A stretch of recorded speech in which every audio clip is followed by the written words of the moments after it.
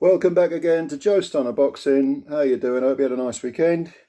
Mine was alright. It was my birthday, the 34th anniversary of my 21st birthday. I spent it with my mum and my family. It was nice. We had a nice meal. So, yeah, I had a good weekend. But there was also plenty of boxing on at the weekend. And I wanted to talk a bit about Alen Babic. What a lot of fun this guy is. I mean, he's very, very popular. Understandably so, very exciting. But it sort of occurred to me, what are they going to do with him? Because there's no doubt that he has many, many flaws. Many flaws.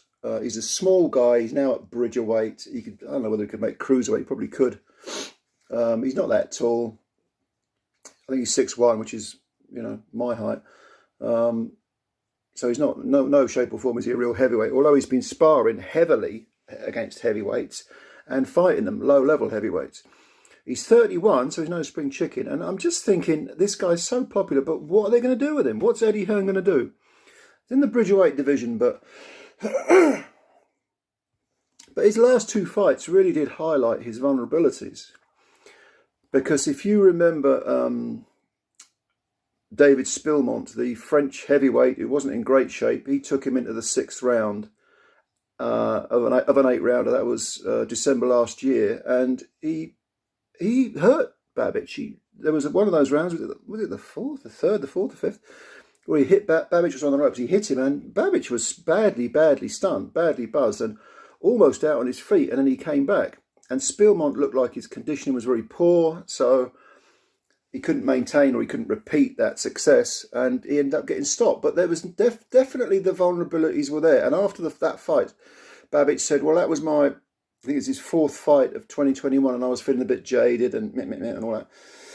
Well, fast forward 5 months, and he's in the ring with Adam Balski of Poland, who's only got one defeat on his record, and that was to Mateusz Mastadek, and that was on points. And within 20 seconds, Babic is on the floor. It was a punch behind the ear, and so he gets up, and this guy Balski, who I hadn't seen before, is having success with him, and Babic is. This is a small guy. I mean, Balski I think weighed about 210 when he came in, but he's giving Babic all sorts of problems, and he's boxing quite well. Both Spilmont and Balski had good basic boxing skills. It's not like they were untalented guys, but they weren't tearing up any trees. They weren't in any shape or form anywhere close to being world class. And they're giving Babic all sorts of problems. So clearly Babic's limitations are there for all to see.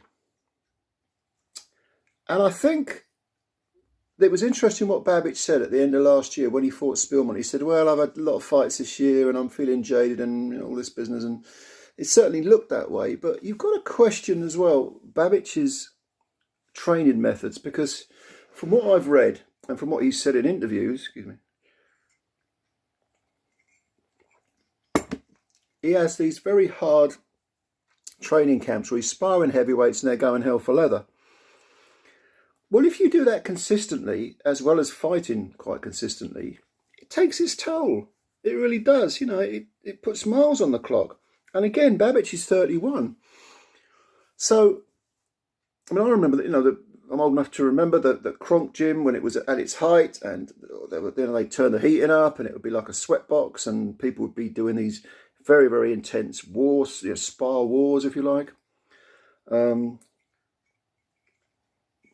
And I always used to think then, is that a wise thing? Far be it from me to second guess Emmanuel Stewart, but I'm thinking, I'm absolutely certain that, when you hear Tommy Hearn speak now, it isn't just the long career he had that means he's slurring his words and walking on his heels or whatever. It's got to be that all those endless sparring sessions, those endless headshots in sparring. And if Babic is going to train like a lunatic and fight like a lunatic, his body gets no respite. His body gets no chance to rest or regenerate itself. And I just wonder if Babic's, I'll knock you out or you knock me out, is, although it's a lot of fun and it gets him a lot of fans and it probably makes him a fair, decent amount of money, I do wonder, well, You know, is he taking years off his career? But anyway, he's now at Bridgerweight. So the logical thing is there's only one ruling body that recognises Bridgerweight, which is the WBC, and their champion is Oscar Rivas. And does anyone seriously think that Babic is going to beat Rivas?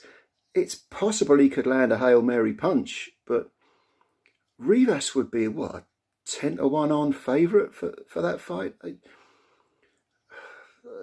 So if you take that out of the equation, Babic is saying he don't want to be at cruiserweight. He's really a small heavyweight, which is what Bridgerweights are.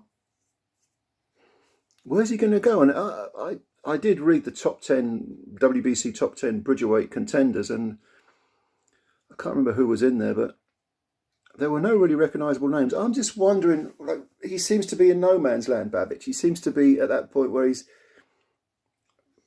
what is he? Where's he going?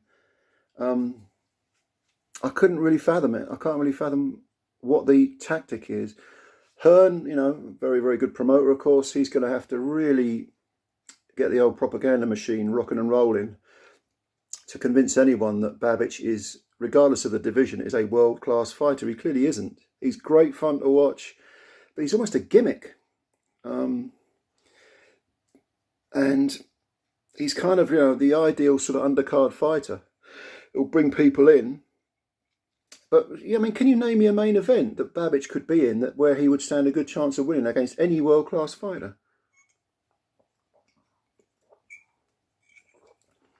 I mean, I suppose he could beat up the Eric Molinas of the world. You know, these past heavyweights, maybe get him a Johan Duhaupas fight or something like that. Maybe Duhaupas would beat him, I don't know. Depends how much ambition he's got left. Can you imagine Babic with Chris Arreola? Something like that. What's Arreola now? 40, 42 or something like that? I don't see it. I don't see where Babic is going. And this is not an anti-Alen Babic video. I like the guy. I think he's tremendous fun to watch. And I respect him for, you know, getting in the ring and giving it all. But every punch he throws is a bomb. There's absolutely no rhyme or reason to what he does. And yet, against Adam Balski in the second half of the fight, because he'd never been beyond, I think, 6, Babic, it was a 10-rounder, he actually did jab a little bit. And when he was jabbing, he was actually setting up those explosive attacks, you know, in a basic way, but nevertheless, there was some thought going on there. And of course, at the end of the 9th round, Balski landed that, you know, on the bell right cross, and it just knocked Babic out on his feet. Had there been another 15, 20 seconds in that round, Babic would have hit the floor.